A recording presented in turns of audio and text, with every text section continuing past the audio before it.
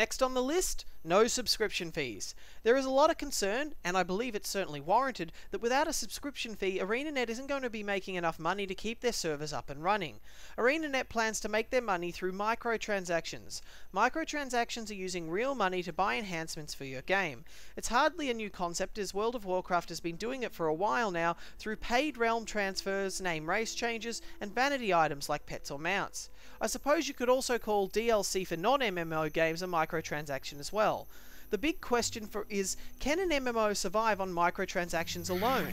Granted, ArenaNet has had Guild Wars 1 running up on this system for a long time now, but I imagine Guild Wars 2 will require a lot more upkeep.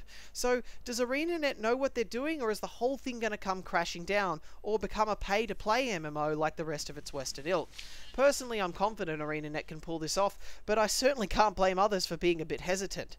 On the other hand, it's not like having a subscription fee will guarantee you success either. Look at the likes of Tabula Rasa, Star Trek Online, or Warhammer. If this is a big concern to you, all I can recommend is waiting a few months after Guild Wars 2 is released to see how it all turns out. Onwards we go. Next on the list, no separate factions. By this we mean there is no good versus evil, no alliance versus horde, no two-player controlled factions fighting each other in the open world. This is a huge issue for many players, as they like to inhabit a world where anything can happen. Unfortunately, the reality of open world PvP is most of the time it doesn't lead to epic fights to the death between hated foes, but one-sided gankfests where the losing faction can't do a thing because they're either being camped by a far superior opponent or are completely outnumbered. This is one of the reasons ArenaNet doesn't allow PvP in the open world. The other reason is the world of Guild Wars 2 is designed from the ground up to be a cooperative experience, not a competitive one. You can't kill steal, snipe resource nodes, or argue about loot because everyone shares credit for a kill they participated in, resource nodes are individual for each player, and loot is generated for everyone.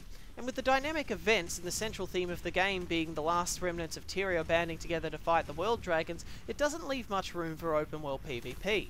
Don't despair though, as you can still get the same kind of open world PvP experience from the World vs World mode. As I stated before, World vs World is a mix of PvE and PvP concepts. For those of you who watched my first video, you'll notice I mentioned we got absolutely smashed in World vs World, and probably summarise it has the same problems associated with open world PvP. However, ArenaNet has stated that on release, after each week of World vs World is finished, the total scores from each realm will be added up, and the servers will be rematched with the highest scoring realms fighting each other and the lowest scoring realms doing the same. Also, holding orbs and a high score in World vs World provides your world with buffs such as bonuses to trade skills, more loot from monsters, experience and so on. In my opinion, it's a great way to experience both PvE and open world PvP without having to roll two characters on two separate servers. But if your idea of a good time is to simply crush your foes with little to no resistance, you're not going to enjoy Guild Wars 2 and would probably be better playing something else. Next up we have not enough skills. Many people I've talked with about Guild Wars 2 state that it will require no skill because there aren't enough buttons on the interface and you don't have enough customization with them. Anyone who's watched Tex's Defending Shaymore video will notice she has a whopping 2 skills available. Take note that this character was rolled 2 seconds before the footage started rolling. Yes, that is a tutorial area. Many people have noticed that there was only room in the interface for 8 more skills. However, don't forget you have the weapon switch option, allowing you to change your first 5 skills, the all-important dodge button, as well as the Death Shroud mechanic that the Necromancer class has. So a grand total of 17 skills available at once. Some people don't think that that's enough to make the gameplay involved enough.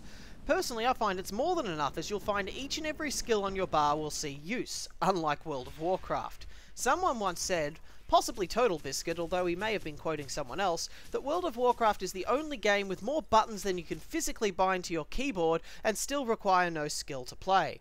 There are so many skills and abilities, many of which you will never use, or worse, macro them to be used with other skills. Take note that all the skills on the bar, except for the dodge button and your class special ability, can be changed, either through different weapons, new unlocked heals and utility skills, or altered by when you have allocated your traits, similar to the World of Warcraft talent tree. If your only fear is that you won't have enough control or customization on how you play your character, you can rest assured that you will have it in spades. And if you're the type who has to have a multitude of skills to feel like you're really skilled, might I direct you to the Elementalist class. In addition to your 5 weapon-based skills, you also have 4 attunement modes to choose from that change the first 5 skills altogether. You'll have no less than 30 buttons to manage once everything is unlocked. Surely that's enough to keep anyone happy, right?